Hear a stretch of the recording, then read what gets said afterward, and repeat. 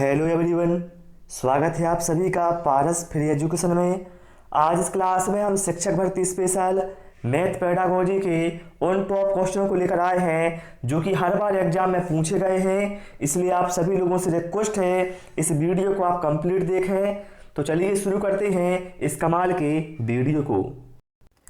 पहला प्रश्न है, जिस विधि के द्वारा गणित शिक्षण में स्थायित्व मिलता है वह कौन सी विधि है।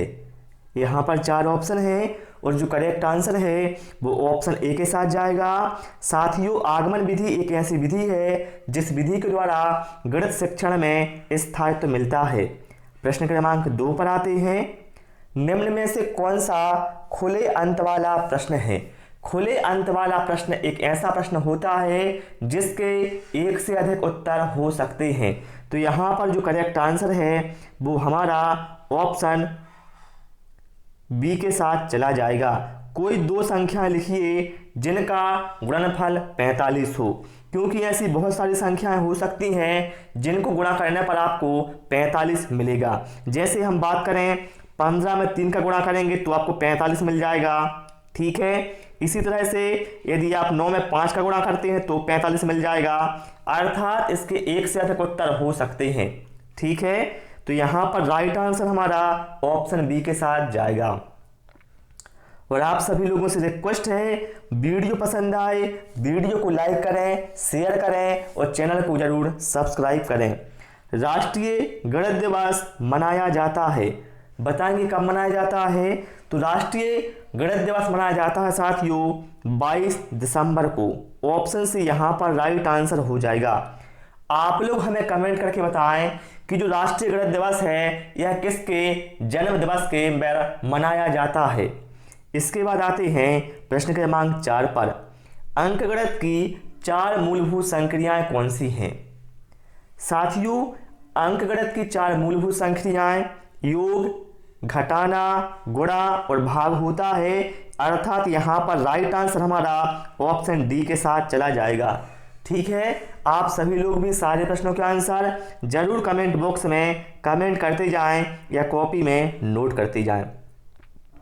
जो विद्यार्थी ज्यामिति नहीं समझ सकते वे इस विद्यालय में नहीं आ सकते, यह कथन किसका है। तो साथियों, ये जो कथन है आप देख रहे हैं, ये कथन है भैया प्लेटो का। राइट आंसर यहाँ पर ऑप्शन सी के साथ जाएगा। देखिए, कथन से आपके एग्जाम में एक क्वेश्चन डेफिनेटली आएगा, ठीक है। इसलिए इनको आप जरूर पता कर लेना कि कौन सा कथन किसका है। अगला है प्रश्न क्रमांक 6। कक्षा 4 के अधिकतर शिक्षार्थी सोचते हैं कि 2 दशमलव संख्या, यहाँ पर दशमलव संख्या है, आप यहाँ पर टाइप कर लेना, ठीक है।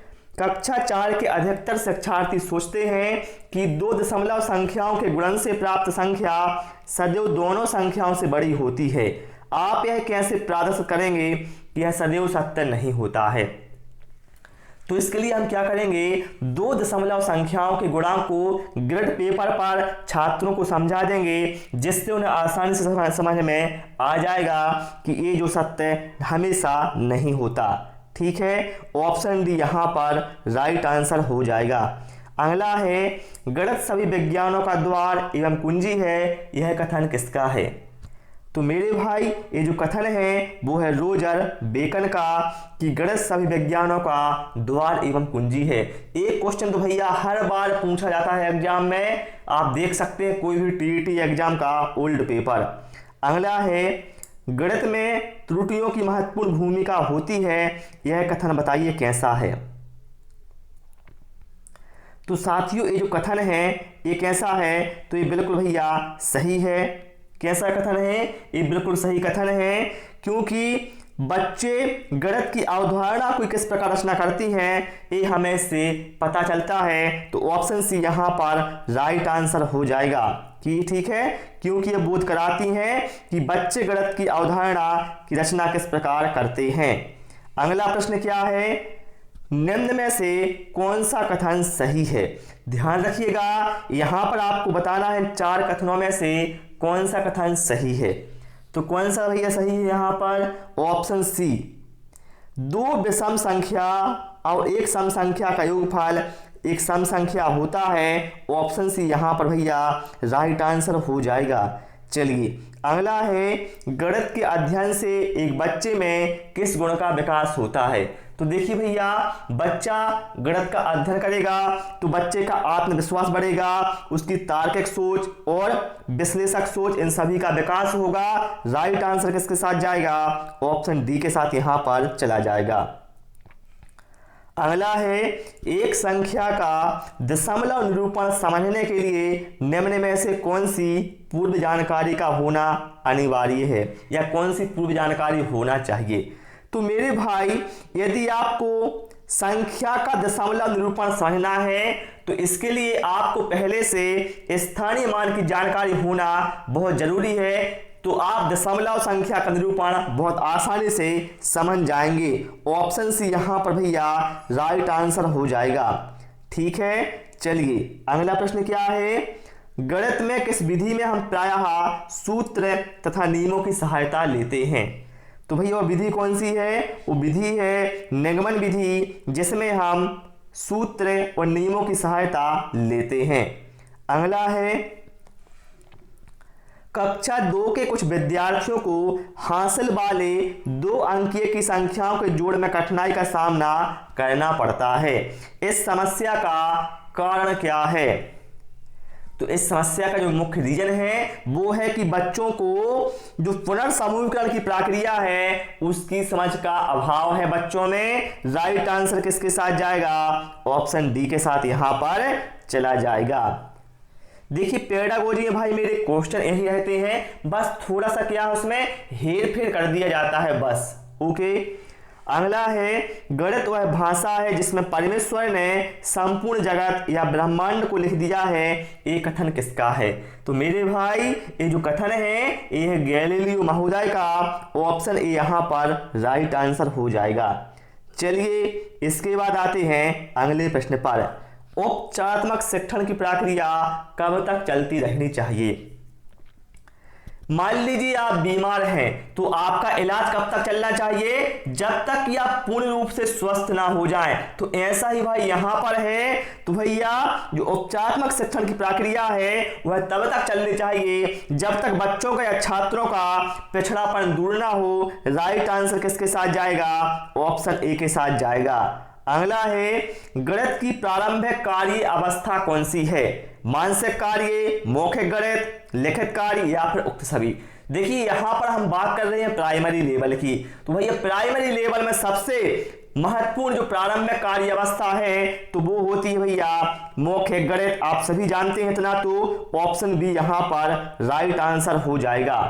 ठीक है, क्लियर ना। चलिए अगला प्रश्न है, सरल ब्याज सीखे बिना चक्रवृद्धि ब्याज समझ में नहीं आ सकता, ये संबंध कैसा है? बिल्कुल सही बात है। यदि आपने सरल ब्याज को नहीं सीखा है तो आपको चक्रवृद्धि ब्याज समझ में नहीं आ सकता। और ये जो संबंध है ये कहलाता है पारस्परिक संबंध है, मतलब एक दूसरे से जुड़े होते हैं। ठीक है, ऑप्शन ए यहां पर राइट आंसर यहां पर हमारा हो जाएगा। चलिए अगला है, कक्षा 4 के समय के मूल्यांकन के प्रचाल क्या होगा। यदि आपको कक्षा 4 के छात्रों के समय का मूल्यांकन करना है कि बच्चे आखिर समय के बारे में कितना क्या जानते हैं, तो बताइए आप इसमें से क्या ऑप्शन लेंगे। तो यहां पर हम लेंगे बच्चों को अंकीय घड़ी और साजिश घड़ी पर समय पढ़वाना, आधा घंटा अधिक, चौथाई घंटा अधिक, चौथाई घंटा कम, एएम पीएम की संकल्पना, मिनट और सेकंड में संबंध, ये सभी बच्चों से पूछेंगे। ठीक है, जो कि मूल्यांकन के लिए बहुत सही होगा। ऑप्शन बी यहां पर राइट आंसर हो जाएगा। अगला है, अबेकस का प्रयोग छोटी कक्षाओं में किस शिक्षण में प्रभावी होता है। साथियों अबेकस का जो यूज है छोटी कक्षाओं में गिनती सिखाने में यूज होता है। ऑप्शन है यहां पर राइट आंसर हमारा हो जाएगा। क्लियर ना। और भैया जिन लोगों ने वीडियो को लाइक नहीं किया है तो वीडियो को लाइक भी कर देना, शेयर भी कर देना और चैनल को सब्सक्राइब भी अवश्य कर लेना। यदि एक शिक्षार्थी पूर्णांकों, भिन्नों और दशमलव संख्याओं पर चारों आधारभूत संक्रियाएं जो कि मैं आपको बता चुका हूं, योग, व्याकलन, गुणा और भाग करने में करने में समर्थ है। तो बताइए कौन सी अवस्था में है। तो यदि भैया छात्र चारों संक्रियाओं संपन्न करने में समर्थ है तो छात्र यहां पर संक्रियात्मक अवस्था में है। राइट आंसर यहां पर ऑप्शन सी के साथ जाएगा। तो प्यारे साथियों, इस क्लास में इतना ही। Thanks for watching this video.